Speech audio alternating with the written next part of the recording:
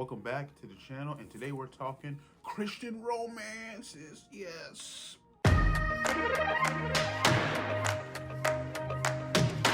No, sorry. This is kind of for real, kind of a Christian romance book that I read, and low key, I kind of enjoyed it a lot actually. But we'll get to another video. But no, today, oh, sorry. If you're new here, subscribe. Welcome to the channel, where we talk Christian artistry and nerd culture. And this is so not going to be nerd culture. Uh, so there's a thing I came across that's called sensitivity readers. Uh, and if you don't know what that is, I did not know either. But basically, it is a, well, you know what? Let me just get into the story, and then we'll talk about it. Okay. So there was a Christian romance novel that was actually, they got an award, and that award was rescinded based upon a plot. And the plot has something to do with making light of a horrible situation, if I'm reading correctly. Let me just read the article here. And this is from Publisher Weekly. I will put their article in the description below.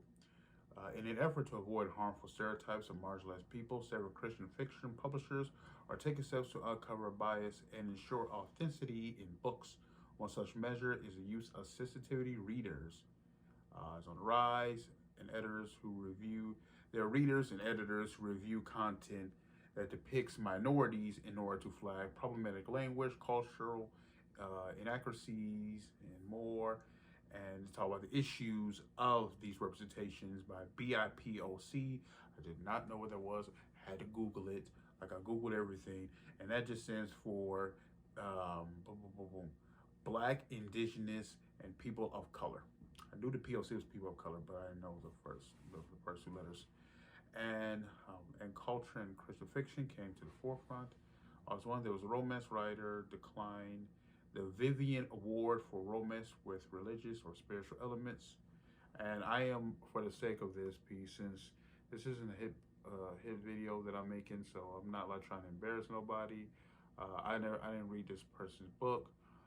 Whether this was appropriate or not, or for the award to be taken away, I'm not sure. I'm not commenting on it. So I'm going to omit this writer's name and the book.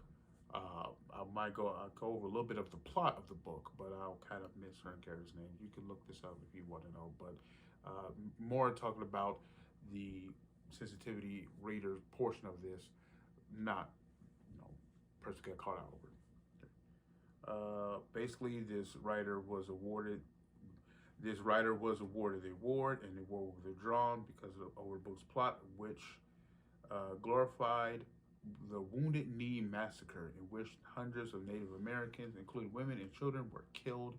The story follows blank blank, an army captain who fought in the Battle of Wounded Knee and killed several Lakota members. He later atones for those sins and finds redemption in God.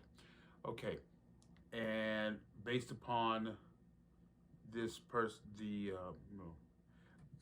based upon the description of said event, they pulled the reward. I'm guessing that the language was used may have romanticizing the horrible massacre. All right, so looking this up, this sensitivity readers, the website called Sensitivity Between the Lines, Writing Diversity with Authenticity.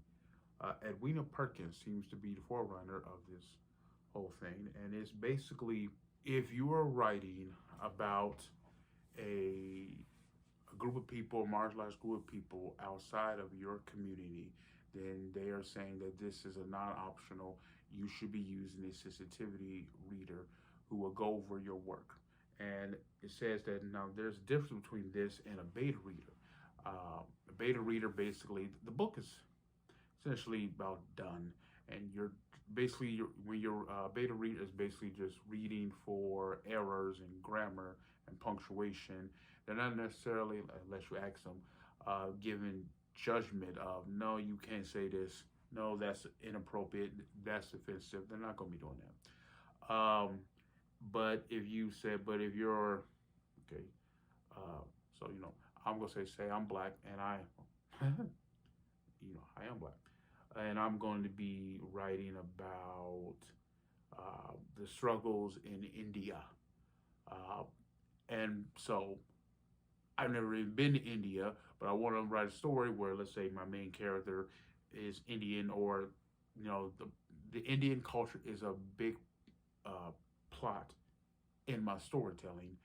I would, according to this, I would seek out a sensitivity reader to make sure that I got things accurate and was not slanderous, that I was not promoting some stereotype within my writings. And at first, I was just kind of confused, not knowing what to think about this. So I mulled it over, and this looks like it would be actually helpful. I've actually come across this myself. I've written a story that will most likely never see the light of day. Read this whole book, took me years, and it featured heavily on Jewish culture. And while I did do research on things, it was difficult because I kept thinking that there's no way that I am doing my characters justice because I'm not Jewish and I don't really have any close Jewish friends. So I wrote the book without someone Jewish in mind reading this. The closest I could come was I have a friend who's kind of a Mosaic Jew, but didn't grow up that way. So if this is still a thing, which is still a thing, if I ever do publish that story, I would want someone of that culture to read because I'm not trying to offend anyone. So I believe this is a overall positive thing that we're doing here. Because as a writer myself, I would want to represent my characters, no matter what background they are, correctly, and not upholding any cultural biases that I might have myself. So yeah, while this can be problematic, but at the same point, isn't everything? I will also link this down in the description below. All right, I'll close out this video. I'll leave the description, all the articles and descriptions in the description below. Like and follow if you want to see more of this content. So that's where I'm going to end the video today.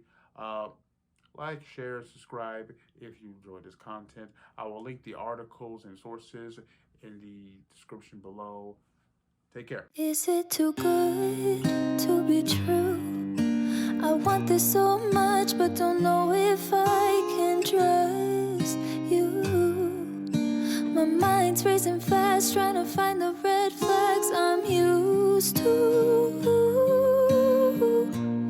All these green lights, are they coming too soon? Caught between red and the green.